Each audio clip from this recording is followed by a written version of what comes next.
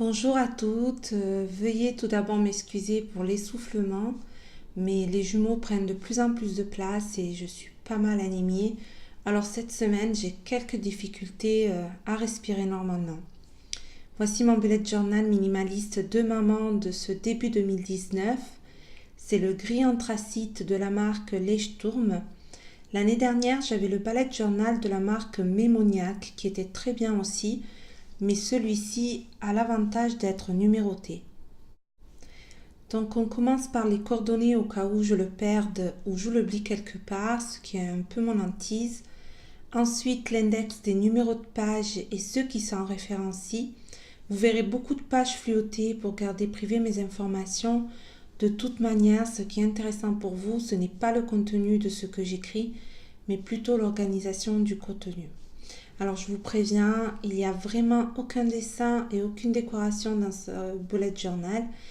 Je l'avais fait pour celui de l'année dernière, mais souvent je faisais des catastrophes, ça me dérangeait que ce soit pas bien fait ou que c'était trop coloré. Du coup cette année j'ai visé sur la sobriété pure. Ensuite le code ou légende des symboles que j'utilise. Dans mon cas, ce sont surtout des abréviations qui m'aident dans l'organisation de la garde de mon fils. Je pense que ça sera plus parlant pour vous quand je vous les montrerai sur le planning que j'élabore mensuellement. Ensuite, je divise chaque mois de l'année en cases pour avoir une vision globale de l'année.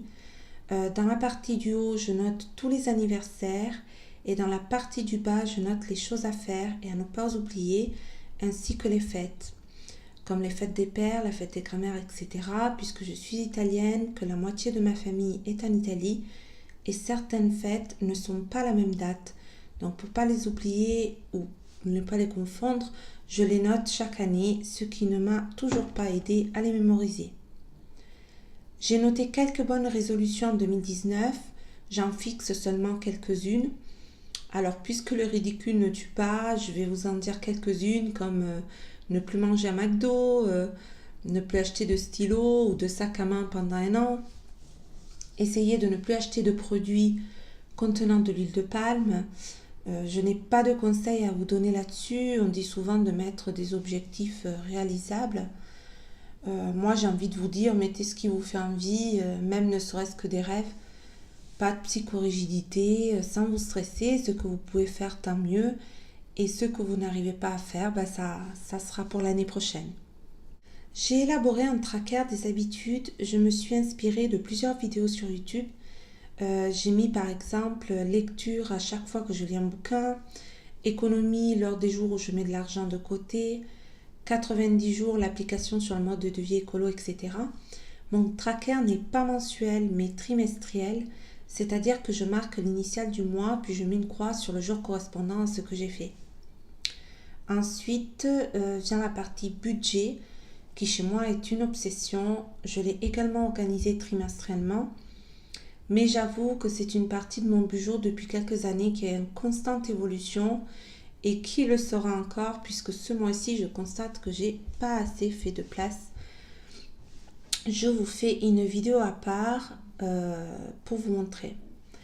Je note tous les prélèvements automatiques et les montants qui leur correspondent, puis je liste les activités et ou dépenses prévues en notant soit le prix si je le connais déjà, soit j'attribue une somme hypothétique et j'essaye de m'y tenir. J'avoue que j'y arrive pas à chaque mois. Puis je prévois toujours une case de loisirs et je mets une somme en fonction de mon salaire. Si je vais toucher un petit peu plus parce que j'ai fait plus de dimanches, travailler, etc. Enfin, je prévois une cagnotte, c'est-à-dire une somme que je décide de mettre de côté tous les mois. Ce n'est jamais une somme fixe. En général, c'est ce qui me reste à la fin du mois avant de recevoir la paye suivante. Donc ce n'est jamais une somme astronomique, mais à longueur du temps, ça permet d'avoir une petite sécurité financière si jamais il arrive un pépin. À la page suivante, j'ai mis les 5 objectifs du mois. En général, ce sont des petits objectifs réalisables en peu de temps. Là, par exemple, il y a commencer mon carnet de grossesse ou réaliser ma première vidéo YouTube. Et dans la partie du bas, j'ai inséré une section gratitude, c'est-à-dire tout ce qui m'a apporté du bien, qui m'a fait plaisir, etc. Le mois de janvier. Alors, j'organise les mois de la même façon depuis 2 ans et ma méthode m'aide à y voir clair de suite sur mon planning. Si par exemple je dois prendre un rendez-vous ou si une de mes collègues me demande une modification de planning justement. Je vous explique comment je l'ai organisé, j'espère que ça pourra vous aider. C'est surtout un planning de maman, mais peut-être que ça peut inspirer ou donner des idées d'organisation même si vous n'avez pas d'enfant. J'écris le nom du mois, bien entendu, et les numéros. Je note à côté sur la gauche les jours de la semaine et je fais un carré autour de chaque jour où mon fils n'a pas école. Donc mercredi, samedi, dimanche, jours fériés et vacances scolaires. Ensuite, à côté de chaque chiffre sur la droite, je trace un rond barré au milieu. Pour moi, chaque demi-cercle est grosso modo une demi-journée. Quand elle est vide, c'est que mon fils est avec moi, même s'il est à l'école. Quand elle est pleine, c'est qu'il est avec son père. Après, ça peut changer, vous pouvez l'utiliser ou le faire si vous avez la nounou ou pour autre chose par rapport à votre travail. Enfin bref. Si un lundi par exemple, le cercle est vide, c'est que je l'amène et je vais le chercher à l'école, moi ou la nounou. Si par exemple la première partie est pleine, c'est que son père l'amène à l'école et puisque la deuxième partie est vide, c'est moi qui vais le récupérer à l'école. Si les deux parties sont pleines, c'est que son père l'amène et le récupère à l'école. C'est peut-être pas parlant pour vous là dans l'immédiat. Moi, je m'y suis faite. Après, je pense que c'est une question d'habitude. Ensuite, je mets mon planning à côté. M pour matin, J pour journée, AM pour après-midi, c'est aléatoire. À côté, je note les horaires de la nounou et enfin les jours de garde et les horaires de quand il est avec son papa. C'est de là les abréviations dont je vous avais parlé en début de la vidéo lors du code au début du bullet journal. Je raye le tout au fur et à mesure. C'est pas très joli, j'avoue, mais c'est mon côté obsessionnel, on va dire. La suite du mois de janvier, ce sont les cases où justement je note ce qui est prévu et je barre ce qui est fait à fur et à mesure. Alors ce n'est pas pratique de les avoir mis sur 2 pages différentes car du coup je me retrouve à tourner à chaque fois les pages pour voir ce qui est prévu tel et tel jour. C'est pour ça que pour le mois de février, j'ai fait différemment. Pour chaque mois, je laisse toujours une page to-do list que je raye. Au début, je faisais juste un rond que je remplissais une fois la tâche accomplie, mais je trouvais plus clair de tout rayer. Je répète, il y a plein de façons plus propres, on va dire, de noter qu'une tâche est faite. Ensuite, j'écris plusieurs pages par thème, si ainsi on peut dire.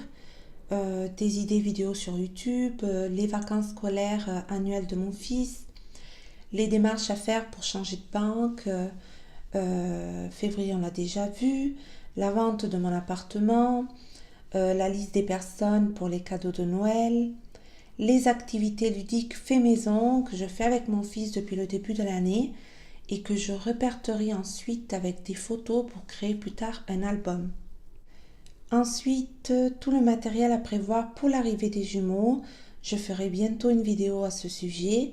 Les faire part. Ça, c'est une liste pour noter les dimanches et jours fériés que je travaille pour les vérifier ensuite sur ma fiche de paye car hélas, des fois il y a des oublis, c'est toujours dans ce sens. Alors par exemple, sur la fiche de paye de octobre, les dimanches et les jours fériés sont comptés du 16 août au 15 septembre, ainsi de suite pour les autres mois. Ce qui me permet ensuite de vérifier, après les avoir notés, de vérifier sur la fiche de paye.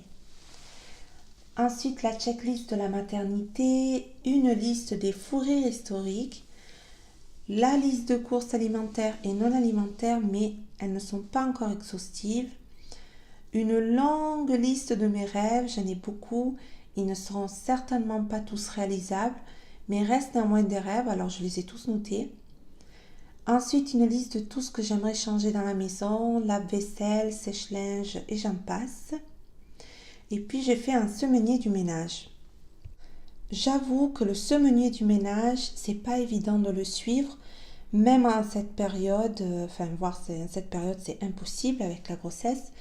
J'ai toujours essayé de m'y tenir les années précédentes. Chaque pièce est nettoyée 2 fois par semaine. J'ai noté chaque pièce, même les pièces à venir, comme la chambre des jumeaux. Et j'ai tracé une croix sur le jour de la semaine que je dois la nettoyer. Enfin, en termes d'organisation, ce qui m'aide beaucoup, c'est la vue annuelle des vacances. Je me suis inspirée de certaines vidéos sur le net. J'ai divisé les mois et les semaines. Ensuite, j'ai tracé une bande sur les semaines de vacances de mon fils à chaque semaine correspondante. Puis à côté, pour les semaines de vacances annuelles de mon chéri, puis je mettrai les miennes, bon là je suis en arrêt, puis les semaines où mon fils est avec son papa. Je trouve que c'est tout de suite parlant quand on veut organiser des petites vacances ou même un petit week-end.